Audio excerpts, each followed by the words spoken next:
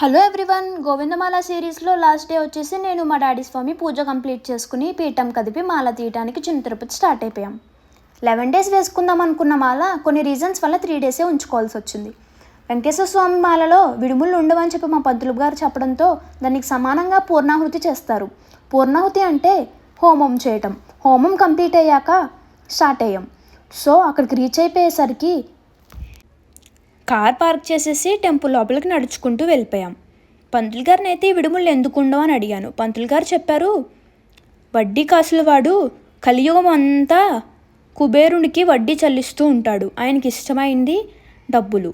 So మనం ఆయనకి కావాల్సినంత డబ్బులు చెల్లించలేం కాబట్టి విడుములు ఉండవు. ఆయన తలుచుకుంటూ హోమం కంప్లీట్ చేసి దీక్షని కంప్లీట్ చేస్తారంట. సో మేము అక్కడికి టెంపుల్ నుంచి ఇక్కడికి వెళ్ళాక లోపల దర్శనం చేసుకుని, దర్శనం అయితే చాలా బాగా జరిగిందండి. నేను లోపల దేవుడికి దర్శనం చేసుకున్నంతసేపు నెక్స్ట్ టైం వీలుంటే కనుక వెంకటేశ్వర స్వామి దయ వల్ల 11 days వేసుకునే అవకాశం రావాలని దేవుడికి దండం పెట్టుకున్నా. దర్శనం అయితే చాలా బాగా జరిగిందండి. ప్రసాదం తీసుకుని జంగారెడ్డిగూడెం స్టార్ట్ అయిపోయాం. జంగారెడ్డిగూడెం ఎందుకు వెళ్ళామో నెక్స్ట్ వీడియోలో చెప్తా. That's it for today. Signing off మీ హేమ. చేసుకుని